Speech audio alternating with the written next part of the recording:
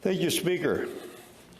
The end of the parliamentary session presents us with an opportunity to reflect on the last few months. And you can believe me when I say it has been wonderful to find ourselves face to face in large numbers in person in this chamber. Hybrid was meant to be a temporary measure in response to unusual circumstances. Sadly, the government moved that our hybrid sittings carry on longer than anticipated. The resulting effects weren't minimal and meant that our capacities were reduced. Our committee meetings were reduced, which regrettably led to less parliamentary oversight and decreased accountability. But I want to also thank our interpreters who have gone above and beyond in providing exceptional service. Hybrid sittings have taken a toll on them for sure, and we have heard this over and over again. The technical difficulties we face caused them more grief than anyone else in this chamber. And while they were often stretched thin in their personal capacities, when hearing their voices on the audio, no one would have known. Thank you for your perseverance this year.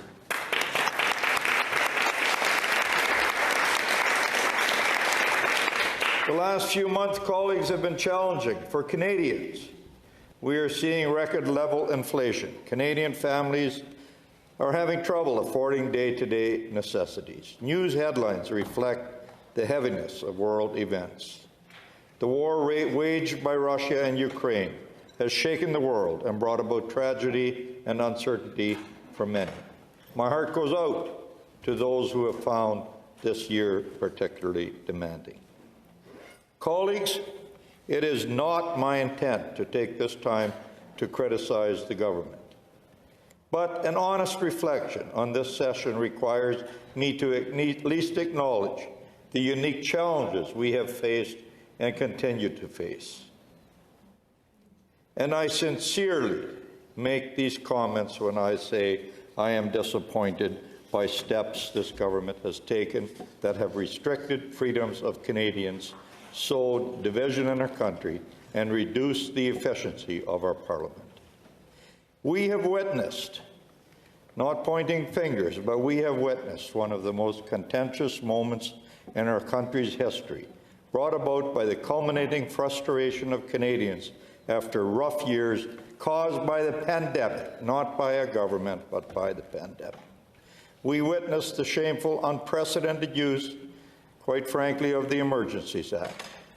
My sentiments on this are no secret, colleagues, and I remain deeply concerned about the precedent that was set by an unjustified invocation of the Emergencies Act. But that being said, colleagues, I am proud of our collaboration in this chamber to ensure the respect of Canadians and of the Charter. I am especially proud of my own caucus, the opposition, and the role we have played in this important session. I truly believe that our interventions and lively debates on this matter contributed to the eventual revocation of the Emergencies Act and served the best interest of Canadians. To be sure, colleagues, some moments were worth celebrating, moments where we have come together and passed legislation that will act to best serve Canadians, including this very evening, colleagues. Although we do not always agree, I know our debates are always conducted in good faith and with the objective of serving this great country to the best of our abilities. Colleagues, you have all gotten to know me over the last years. I shoot from the hips. But let me be clear. I have the utmost respect for each and every person in this chamber. Senator Youssef and I went to dinner, and if you just indulge me for a few minutes, we're going to be gone till September 20th. I think we could take a few minutes. Senator Youssef invited me to dinner a week and a half ago. Now here's the former president of Uniform and the former president of the Conservative Party of Canada. Not the pair that you would likely normally expect to be sitting and breaking bread. And I think Senator Youssef is on the screen. I thank him for that, because we had something in common when he said, Don, you and I believe in Canada. You and I would do anything for our country.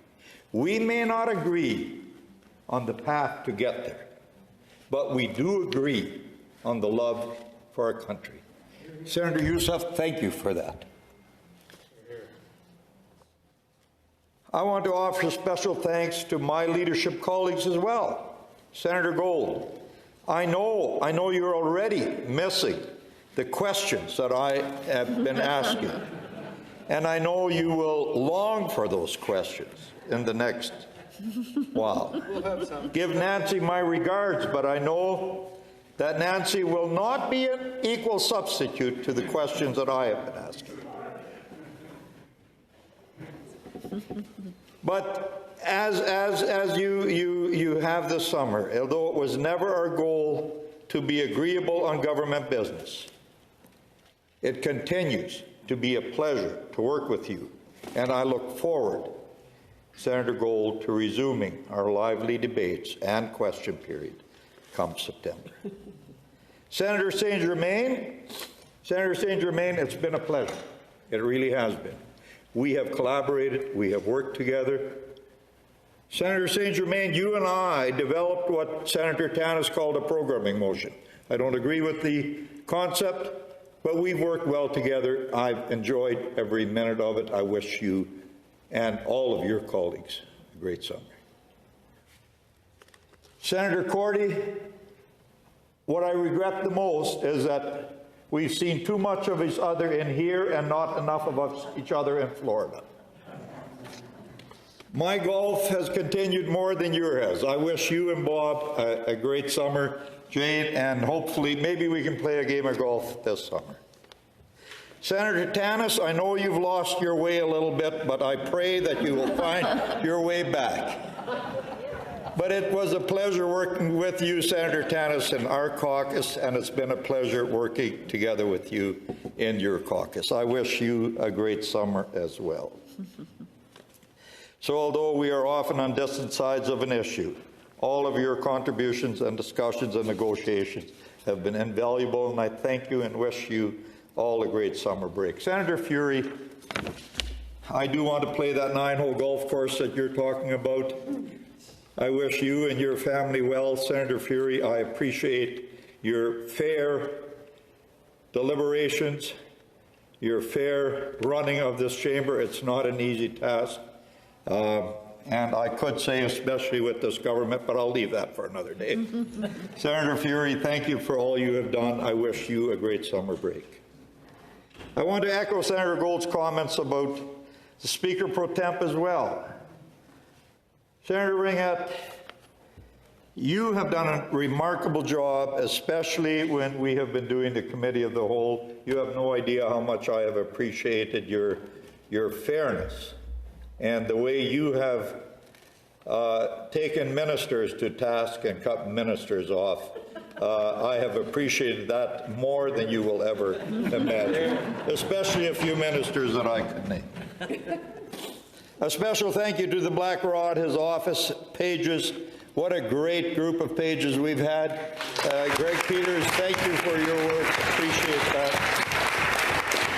Your dedication and professionalism towards the chamber is remarkable. And I'm almost finished. Our security, our PPS, I feel safe walking into this building. I feel safe walking around this building. The other day when we had a fire alarm, I'm not sure, but they told me, you go ahead and go back to your office, don't worry about it. I'm not sure whether they hoped I would get stuck in my office or whether everything was okay, but nevertheless, I do appreciate everything they do for us. It is perhaps fair to say the following events that have transpired so far and during these challenging times. There is an increasing appetite among Canadians for competent, transparent, and accountable governance. Colleagues, it is truly an honor to represent these values under the Conservative Party of Canada. I am proud. I am proud to be a Conservative. I am proud of my team. I am proud of the fights, the best efforts of Canadians from coast to coast to coast. I am lucky to be part of a Conservative caucus who treat the role of the opposition with the respect it deserves. Canadians have full confidence that the Conservative Party will continue to hold the government to account for another year or so. And then I also want to take the opportunity to thank our entire caucus, my caucus, for the diligent and excellent work they have accomplished over the last few months and continue to accomplish. Our group is getting smaller, but we are getting closer. We are fighting together. Thank you. I appreciate working with you. I personally want to thank our staff, my staff, all of our staff, for everything they do behind the scenes. We all look in the mirror in the morning and think, now there's somebody really good. We are nothing without our staff, nothing. I am the first one to admit that. I am nothing without my staff. My leadership, my deputy leader, Yona,